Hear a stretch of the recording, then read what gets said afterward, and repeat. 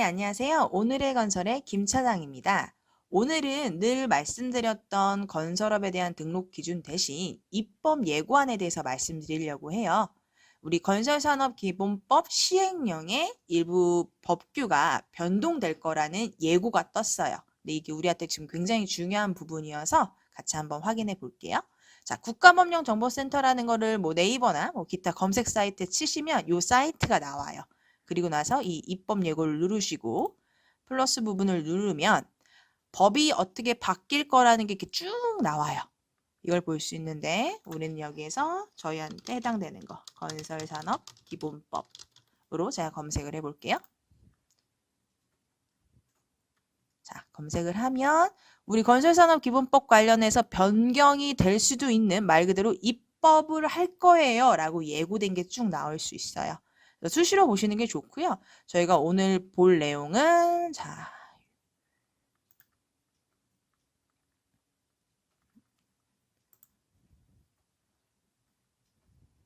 오늘 볼 내용은 요거 10월 4일 날 올라왔던 거 건설산업기본법 시행령 10월 4일차 요걸 한번 봐볼게요.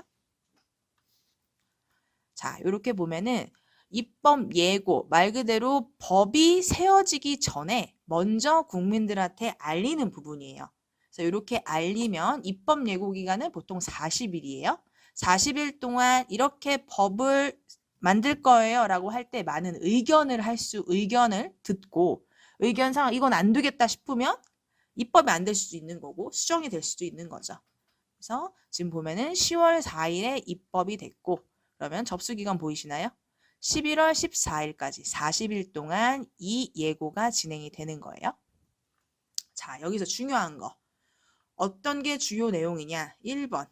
건설업 등록 기준 중 사무실 기준 현실화. 이게 요즘에 엄청 많이 있었던 거예요. 지식산업센터 사무실로 인정 안 해줘. 공장 사무실로 인정 안 해줘. 우리는 지금 지식산업센터를 이미 우리 회사 사무실로 샀어. 5억짜리 건물이야. 10억짜리 건물이야. 우리 이사 못 가. 인테리어에 얼마 부었어. 누가 봐도 너무 사무실이야. 그런데 사무실로 인정을 안 해준 데가 되게 많았어요. 그것도 불과 한 1년, 1년 반 사이에 갑자기 지식산업센터가 사무실이 안 되면서 멘붕 온 회사들 진짜 많으실 거예요. 그래서 이사 가서 말도 안 되는 작은 사무실 구해서 다시 면허내야 되는 것도 많고. 그 부분이 자꾸 문제가 되니까 국토교통부에도 질의도 많이 하고 항의도 많이 하고 하니까 이 부분에 대해서 사무실 기준을 현실화해야겠다라고 해서 지금 입법 예고가 된 상황이죠. 자, 그때 문제가 뭐였냐면 이 법령에 이게 있어요. 건설업 등록기준상 사무실 기준을 건축법 등 관계 법령에 적합한 사무실로 정함에 따라 라는 말이 있었어요. 근데 여기에서 이 관계 법령이라는 게 뭘 의미하는가? 관계되는 모든 법을 봐야 되는데 산업집적법에 의하면 건설업이 지식산업센터로 들어가는 건 안 되게 돼 있어요. 그래서 산업직접법을 어겼으니 건설 면허는 지식산업센터를 사무실로 두고 낼 수 없다라는 행정적 해석이 나와서 면허를 못 내게 했던 거죠. 그런데 예전에는 다 냈는데 그리고 우리는 지식산업센터에 들어갈 수 있는 다른 겸업도 함께 하고 있는데 우리는 건설업만 100% 하는 거 아닌데 우리는 제조업도 하고 있는데 우리는 컨설팅업도 하고 있는데 이런 것들에 대해서 너무 말이 많아지고 일이 막 엉망진창이 되는 거예요. 그래서 이거를 현실적으로 상시 사무실로 이용 가능하면 등록 기준으로 인정하는 게 맞다라고 해서 이 관계법령에 적합한이라는 부분을 없애려고 하는 거예요, 지금. 그래서 지금 지식산업센터에서 면허 못 내신 분들 여기 의견 낼 수 있어요. 찬성한다고 의견 많이 내신 게 당연히 좋으시겠죠.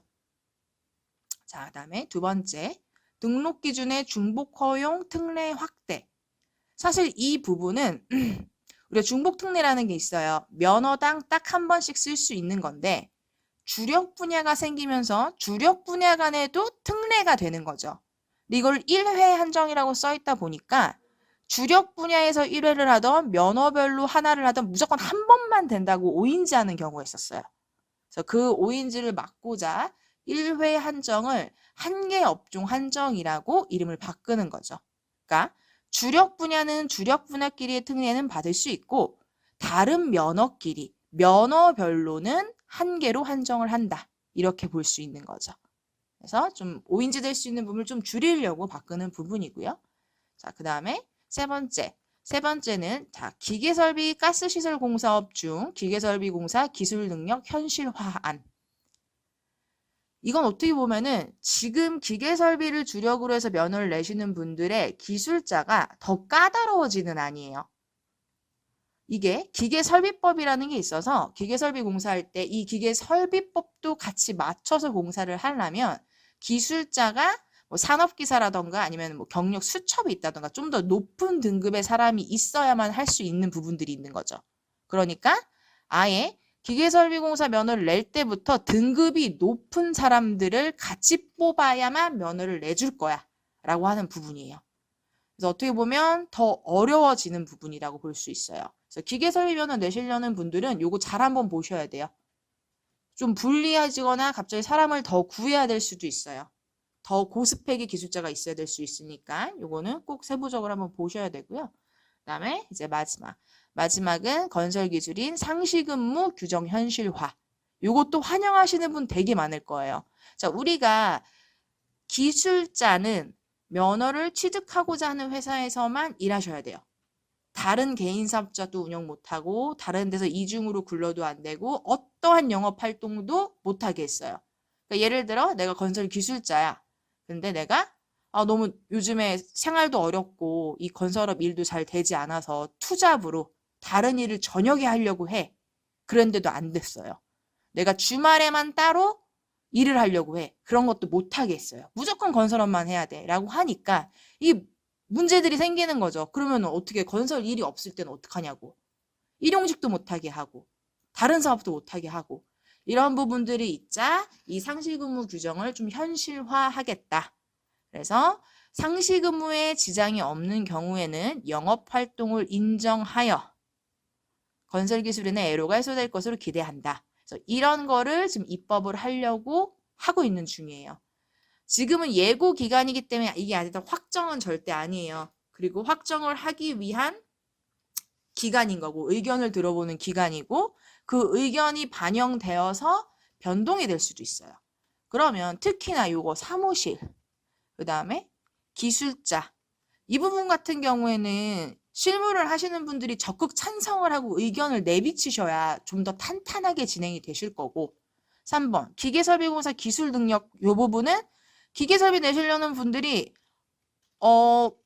본인들이 실무적으로 그래 어쨌든 우리가 이 기계설비법도 같이 하려면 산업기사 이상 있는 게 맞아 라고 생각하시면 그 의견을 내시면 되고 이건 아닌데 이거 안 따라도 기계설비공사만으로도 할 수 있는 게 있는데 이거 너무 부담인데 라고 하시면 그 의견을 내주셔야 돼요. 그래서 의견을 제출할 수 있는 기간이 이렇게 있고요. 보시면은 여기 의견 제출 보이시죠? 요거 클릭하셔서 의견 제출하시면 돼요. 자, 그리고 남들이 의견을 제출해놓은 것도 볼 수 있어요. 물론 이건 공개로 해놨을 경우. 한번 봐볼게요. 자, 이거 입법 의견, 공개 의견 보시면 보이시죠? 사실 이거 제가 올려놓은 거예요. 제가 내용 정리를 한 거예요. 사무실 적극 찬성합니다. 문제 없었던 것이 갑자기 문제가 발생하기도 합니다. 할 수 있게 해주세요. 요것도 명확하게 좀 잘 써주세요. 그리고 기계설비. 기계설비법은 제가 생각하기엔 유지관리가 핵심이고 기계설비공사법은 설치가 핵심인데 설치가 핵심인 일을 할 때 유지관리까지 고려해서 높은 고스펙의 기술자를 한꺼번에 넣어라? 이게 과연 부담 완화일 수 있을 것인가? 이거는 한번 다시 생각해 봐야겠다. 이게 이제 저의 의견이었고 마지막으로 상시근무. 상시근무 지장이 없는 경우 기술자 인정하는 거 오케이 좋다 좋은데 이 상시근무에 지장이 없는 경우라는 게 정확한 가이드가 필요하다. 너무 추상적이잖아요. 뭐 어떻게 해야 지장이 없는 건지. 개인 사업자면 되는지 소득을 봐야 되는 거지. 타 사업의 업무 시간을 봐야 되는 거지. 그러면은 뭐 업무 시간을 보려면 뭘 체크해야 되는지.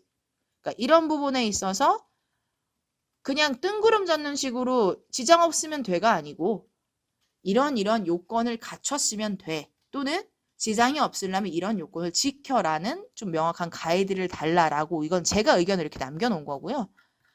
저 외에도 이 업무를 하실 분들이라면 좀 적극적으로 의견도 제출하고 법이 변동되는 거에서도 좀 보셔야 돼요. 가끔 저한테 전화해서 제가 상담을 해주는 일을 하다 보니까 법이 말도 안 된다. 이거 너무 형평성이 어긋난다. 웃기지도 않는다라고 하시는데 그걸 저한테 말할 게 아니에요. 요렇게 목소리를 좀 내시고 법이 바뀌면 그게 나한테 적용되는 법이니까 좀 관심을 갖고 의견을 내고 항의도 좀 하고 그래야 저는 바뀔 수 있다고 보여져요. 그래서 안 그래도 요즘 건설 쪽이 쉽지 않은데 이런 부분이라도 좀 더 유리하게 될 수 있도록 불합리하지 않도록 좀 의견을 내시는 그런 시간이 되셨으면 좋겠고요. 의견 제출도 하시고 이 하단에 보시면 어떻게 변경되는지 일부 개정령 안도 좀 상세히 보실 수 있어요. 이 위에 있었던 것은 어떻게 보면 서머리 부분인 거고요. 요걸 보시면 이렇게 변한다 라는 것들을 볼 수 있으니까요. 좀 참고해 보시고 법이어서 어렵게 느껴지고 읽기 싫을 수도 있는데요. 굉장히 건설업을 하시는 분들한테는 도움될 거예요. 반드시 읽어보시고 의견도 한번 내시기를 추천드리겠습니다. 네, 이상 오늘의 건설의 김 차장이었습니다. 감사합니다.